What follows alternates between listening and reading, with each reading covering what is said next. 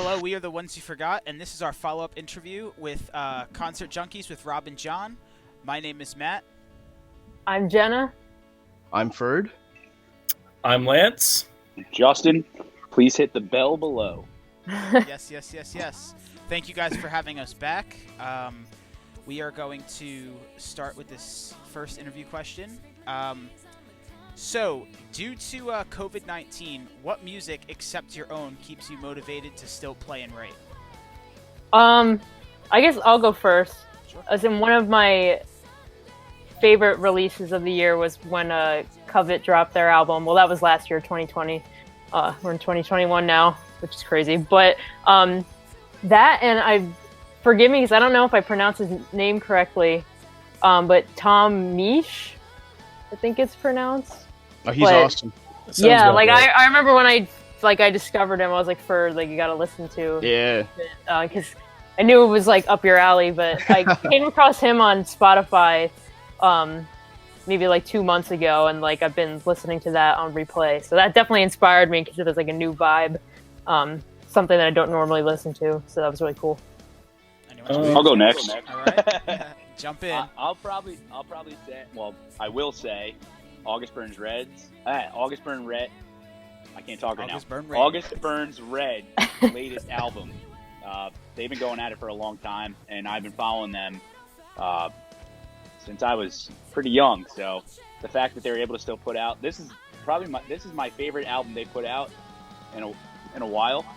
So the fact that they're still putting out stuff like that is pretty inspirational. So that is my answer. Cool. I agree. Very good. All right. I'll go next. I'm gonna have to say the band Camino. I don't know. Every time I listen to them, they just write such catchy shit, and I just like want to write something after I'm done listening to them. You know.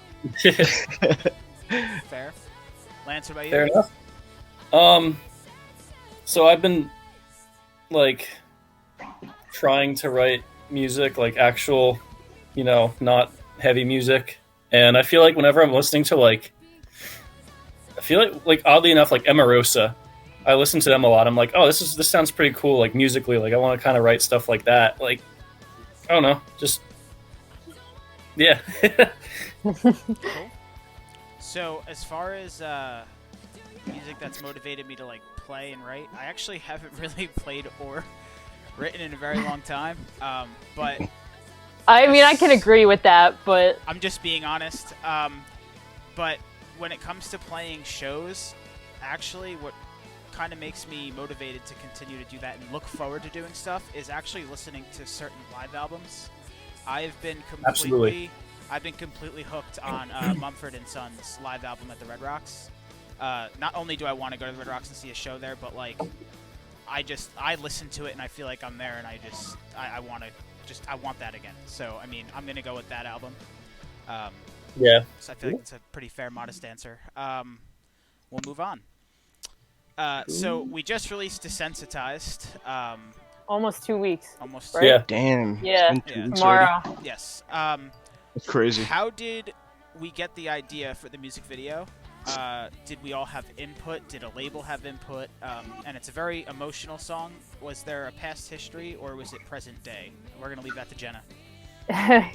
Yeah, so I guess like the main idea we had for the video was really incorporating those blue lights, like those darker kind of cool color tones. And that's been a theme in our music since our last EP, Too Afraid to Say, like the blue and green, but we kind of transitioned to that blue. So we knew we wanted to record somewhere that had like, those kind of lights and just that cool color vibe and everything. So that was kind of the first thing we were looking for. But as far as the music video itself, we incorporated the TV with the static, and you can see the pocket watches and like the little swirlies. That's kind of like a symbol for like hypnotism, and with desensitized, that's kind of like the theme is, like being numb to like those emotions and things, and kind of being like, in that state where you're not really conscious of what's happening. So that was kind of the theme for the whole video there, and that's the theme for the song. I would say, well, we actually wrote the song a while ago, and I did the lyrics, and it was definitely like in the question was saying it's like an emotional song, it's like really deep. Yeah, it definitely is. But I was saying when I wrote that song, it kind of just like came out. Like I wasn't planning to write anything in that theme. It kind of just happened as, you know, Ferd sent the song over, like he had it completely done and I wrote to it. That's kind of just what happened. And that happened to be what I was feeling at the time, and it was definitely really relevant and became even more relevant, you know, with the past year, just being really overwhelmed by what's going on in the world. But yeah, it was crazy because this was written in 2019 and, you know, releasing it now, a lot of time had passed, but it was definitely still relevant. So yeah, I think that's good. So I think that covers it. Yeah. Solid. And if it's more relevant now than it was before. If I remember correctly, I actually don't think that that location we shot the video was our first choice either. It was we were looking at a couple different options, and then we found that one, and we thought that studio was great. Well, yeah, the place was really cool. But yeah, you're right. We were actually having a hard time finding a place for this. We were hustling. So yeah, especially like in the age of COVID, it was really hard to find like a place. Yeah. But it worked out, and I'm really glad how it came out. So shout out to Eric for the man with the plan. The man with the plan. Yes. Next question is: have we ever thought of releasing an unplugged album or a live album? Why not? Yeah. Could be cool. That'd be sweet. I'd be down. I think I would want to do like an unplugged one. I think we would. What's the word? I feel like we would thrive more because like we don't do that too often. So that would be like a unique way to present us is by doing like an unplugged acoustic thing, which we have talked like we try to do more covers now and stuff like that. We've been trying to, but that would be fun. I would totally be down for that. I'd be down for that. Just set me up with the ultimate percussion package for Christmas. So. Yeah, I did. That's true. We're ready to go, so we really could do it. I'm trying to push that. Yeah. Hopefully we can get some kind of normalcy where we can like get into the studio and maybe mess around with something like that, because I think that would be fun and definitely a new like creative route for us, since we've only really done, other than covers, we've done one acoustic song in the history of our band, so that would be cool. Cool. What is your guilty pleasure musically? Who do we listen to that most people wouldn't think that you listen to? Oh man.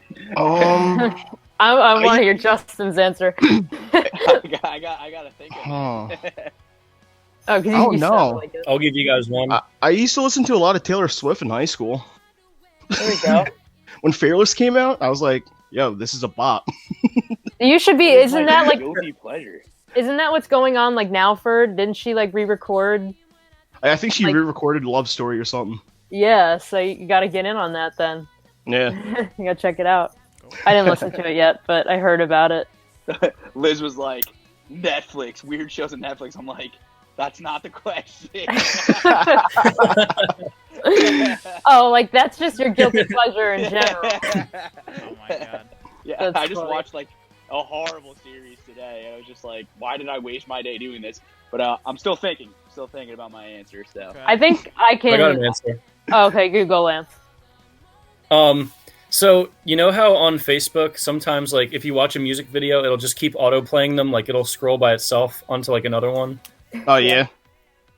Yeah. I was watching one the other day, and it like one of the videos in that queue was a Miranda Cosgrove song. Oh god.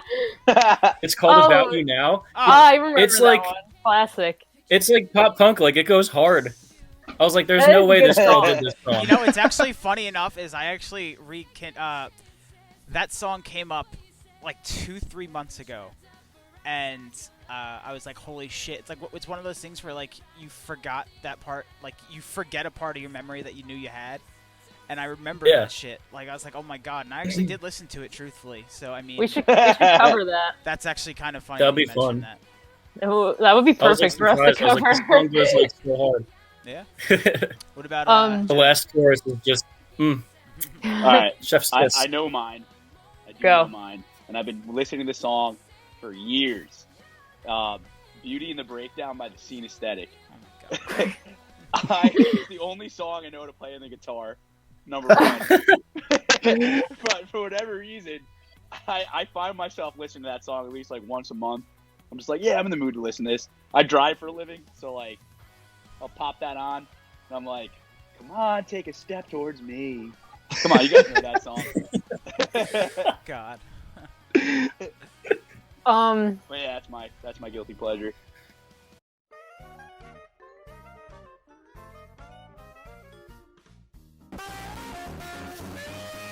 We had a technical difficulty. I was answering this question. We finished the whole interview, and then we found out that it didn't record. So I'm going to pick up where I left off. We'll see how it gets edited. I don't know.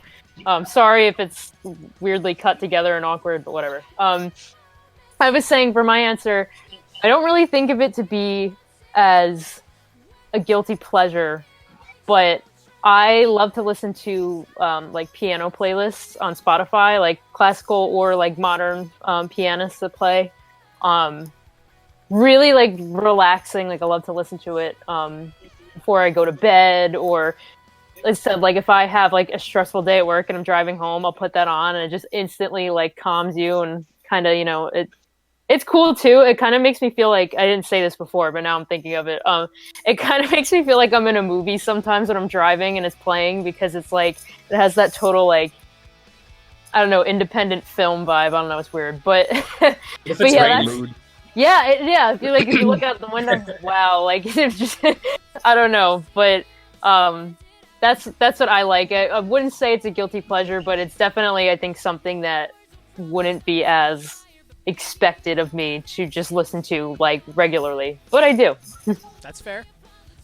I as far as guilty pleasures go, I grew up as a like your typical pop punk kid, you know, in high school. You listen to pop punk, you listen to Blink-182, you listen to New Found Glory, you listen to the Wonder Years, Story So Far, you know, the oldies, the new bees. Sorry.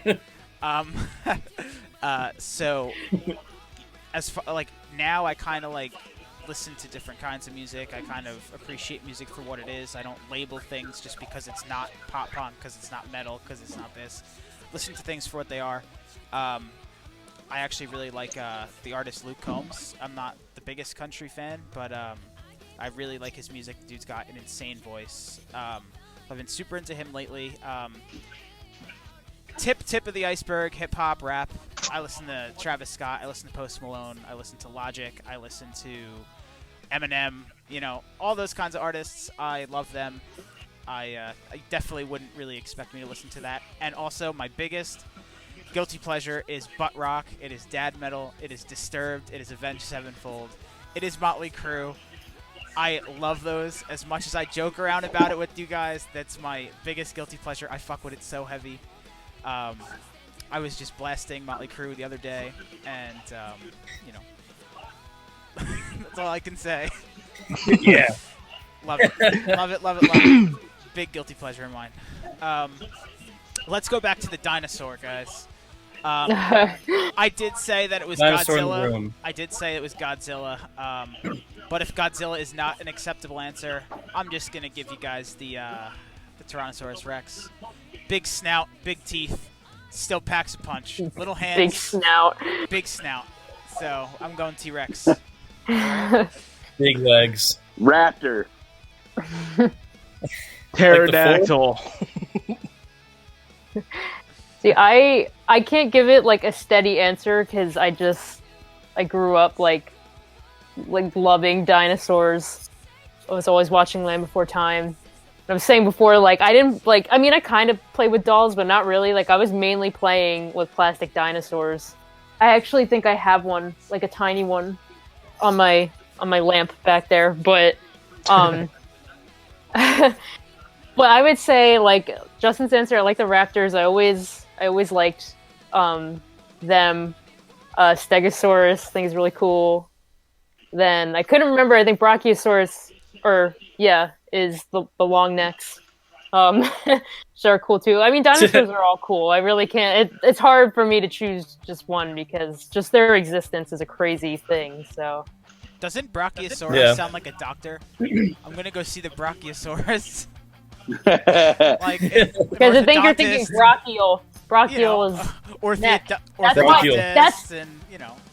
Guys, I figured it out. That's why they're called Brachiosaurus. The brachial, like, isn't that like your lungs and like breathing and stuff? Oh. That's why. This is my favorite dinosaur.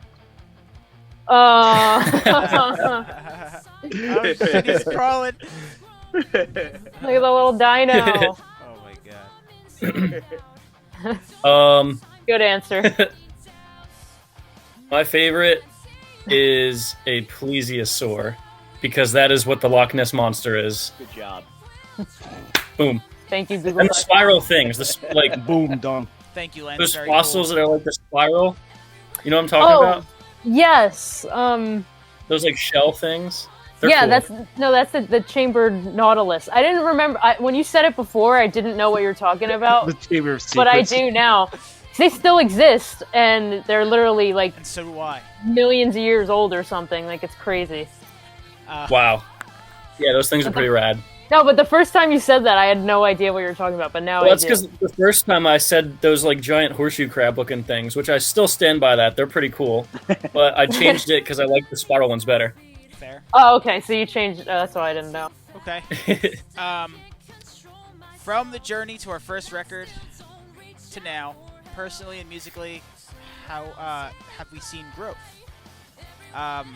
We, talked about that before, and as the consensus, it was yes. We have all grown as people. We have all grown as musicians, just from the mere fact of not writing music together to writing music together. From being kids in high school to college graduates, college students, fathers. I'd say that we all grew as people, as musicians, definitely for the better. Like I said before, not to sound like we were shitheads then, but we were we're definitely better people than we were then, and I'm grateful for all of the growth that we have, experienced from being in the band. We've made such great friends, and friends turned into family. We have all these friends that I wouldn't want to do life without, and I consider them, family, and we've made really good friends. Yeah, I feel like that was part of the growth too. Was just all the people we met that like became so, important to our lives, and that's not just like who we've met as a band, but just us, 5 together. Like, Yeah. I would say like having those friends that we made when we first started shows, it was such an integral part of our bands. Like, our friends were so dedicated to coming to see us play, come hang out with us after the show, and like they literally built a family in as the band, and it was very family oriented. And I honestly miss those nights going to the diner and Yeah, We'd go to the diner with like 20 kids. we would crowd into the diner. They gave us our own room. They started pushing us into the back room because like anytime after a show, we would all just say, "Everyone, let's go to the diner," and we'd go in and they got to know us at that point. Like, if I go to that diner now, like with like me or my family or something, like the owner is always like, "Hey, how are you?" Like, it's crazy. But I was saying last time too, like, I think it's just so crazy how like I feel like we were literally kids like when this all started. I was saying the one of the first times that like I got with Matt and Ferd to practice, like we were just jamming. The band really wasn't a thing yet. I had like just gotten my license, I'm pretty sure. Like I was freshly 17, like barely, had been driving, and I think it's crazy now. And then we were looking at something too. We were looking at like a photo that came up on Time Up or something recently, and I was like, wow, like that was before I was like 21. Like I couldn't even drink at that it's just weird, like how much time has really passed, and like how we were just so young. Yeah. And we're getting old. I'm starting to get back pain now, so it's rough. But but I wouldn't trade it for sure. It was all worth it.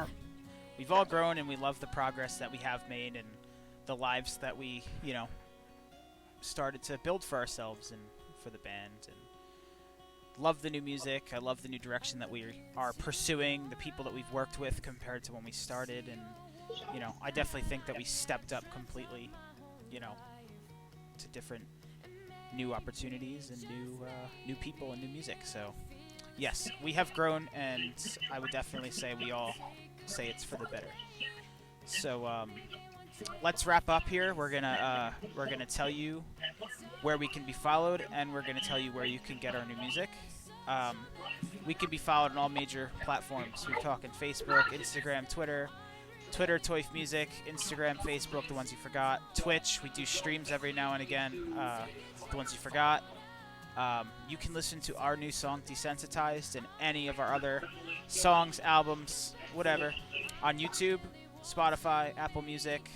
We would appreciate all platforms. We would appreciate any support that we can get. We would love for you guys to hear the new stuff. And there will be new music, hopefully very, very soon. Thank you very much. Thank you for your time. Thank you. We really appreciate it. Thank you for watching, everyone. Remember, hit the bell Fists at the up. bottom. Bell at the bottom. Fists up, bell down. Peace out, y'all.